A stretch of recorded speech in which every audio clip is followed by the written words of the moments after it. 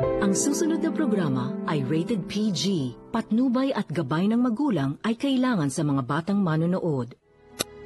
Mayroon pa akong isang magandang balita para sa iyo. I don't wanna hear it. Alam ko na kung nasaan si Manolo. Tiana? I missed you, my dear brother. Sanay na kaming wala ka. Kaya mas mabuti kung hindi ka na magpakita pa.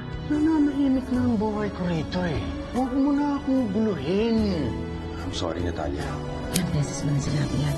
Sa tingin mo, maliligtas ba ako ng sorry na yan? Talo mo si Natalia. Britney, ako ang talunan. Magsasama-sama kami sa impyerno!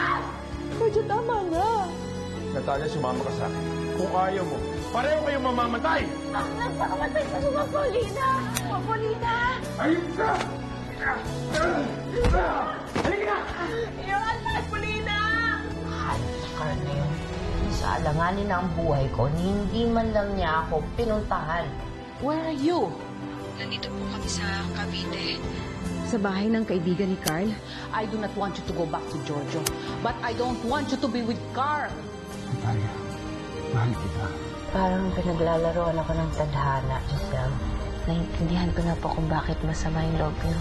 Matagal nang hininto ng panahon ng pagmamahalan natin dalawa. Hindi ko papayag na mawala ka sa akin.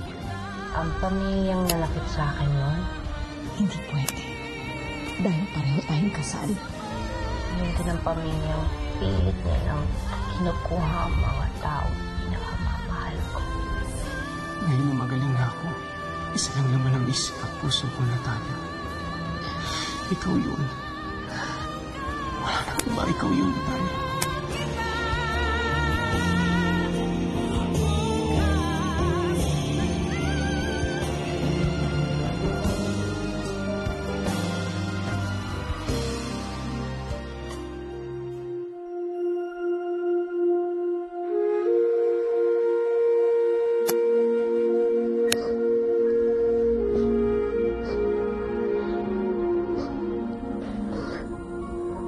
Miss kita. Miss kita.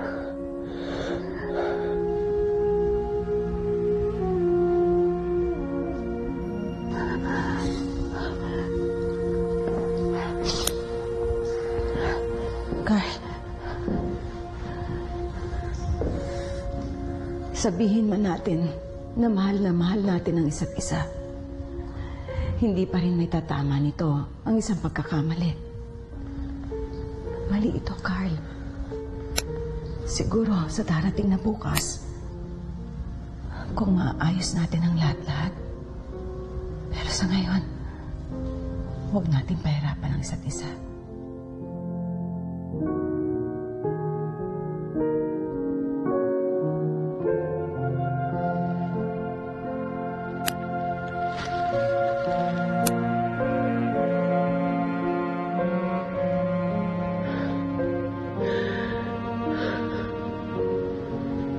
Morning!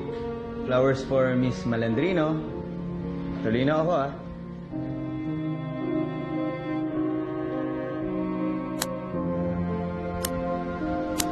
Flowers for you.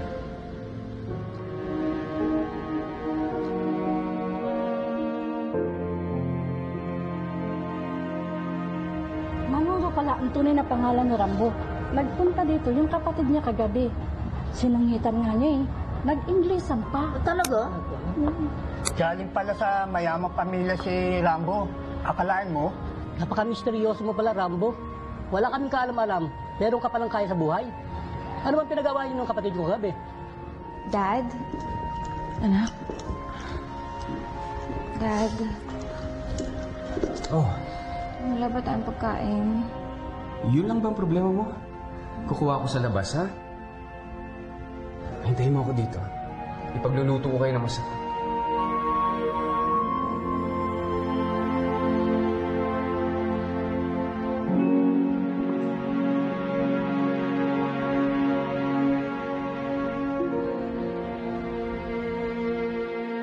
Si tita nasa? Namalengke lang siya.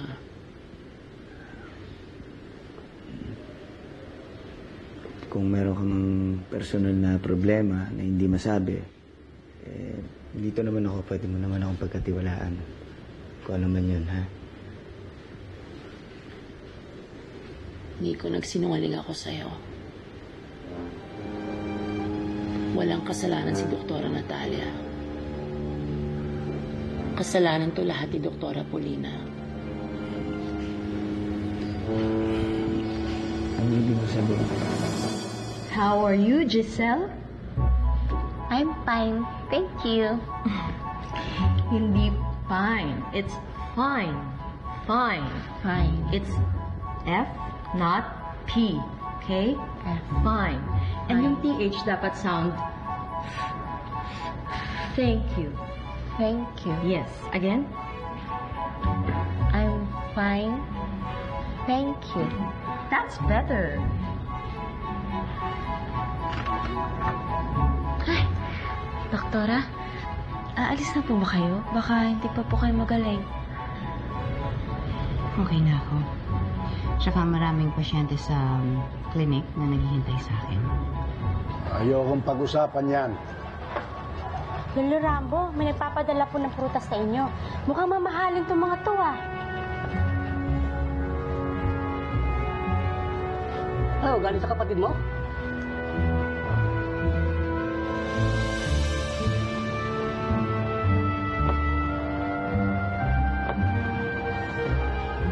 Kainin nyo na ito.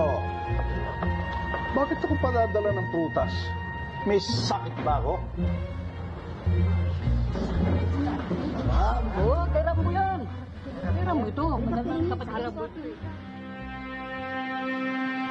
Hindi ko na kayang itago sa'yo to. Masyado na ako nakukonsensya. Bago ako nagpunta sa klinik ni Doktora Natalia, nagpunta muna ako sa klinik ni Doktora Paulina. Sabi niya sa akin, huwag ko daw sabihin sa kanya na nagtitake ako ng antidepressants. Sabi niya wala daw side effects. Ngayon ko lang na-realize na ginamit lang pala niya ako para wasakin si Doktora Natalia. Doktora, pwede po ba ako magpaalam? Gusto ko po sanang pumunta sa home mamaya. Ilang araw na rin po kasi ako hindi nakakabisita doon. Baka po kasi hinahanap na ako ng mga kasamahan at alaga ko. Walang problema, Giselle. Ingat ka. Text niyo na lang po kaya tawagan ako kapag kailangan niyo ako. Sige. Chloe? Yes? Bahala na kayo dyan? Sure. Okay. Sige. Sige po. Thank you. Ingat po. Thank you. Naomi, bakit hindi mo agad sinabi sa akin yan? Pinigilan ako ni Attorney Topacio. Sabi niya sa akin, mas malakas daw ang laban ko kapag si Doktora Natalia ang demanda ko. Dahil doon nangyayari yung disgrasya sa klinik niya. Naawa naman ako sa nanay ko. Dahil nag-promise ako sa kanya na mababawi ko yung bahay na nawala sa amin. Pero masyado ako nagigilty. Hindi ko na alam anong gagawin ko. Chika ako sa'yo. Balitaan ko dun sa mga chismosang katulad ni Claudia na si Carl daw at si Natalia magkasama. Pati si Adriana kasama daw nila. Kaya pala, nung fake suicide mo, hindi nakapunta si Carl sa'yo. Kasi si Giorgio, tinutukan ng baril si Natalia. Gustong patayin dahil sa selos. E nandun si Carl. Pinagtanggol ni Carl. Kaya ngayon, galit na galit si Giorgio. Nagtatak po sila doon.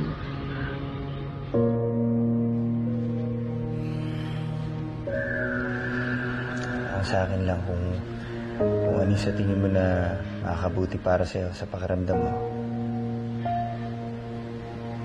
Iurong mo yung kaso laban kay Natalia.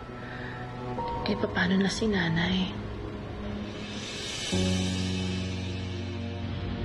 Si Carl, kasama ko sa pag-akat ko.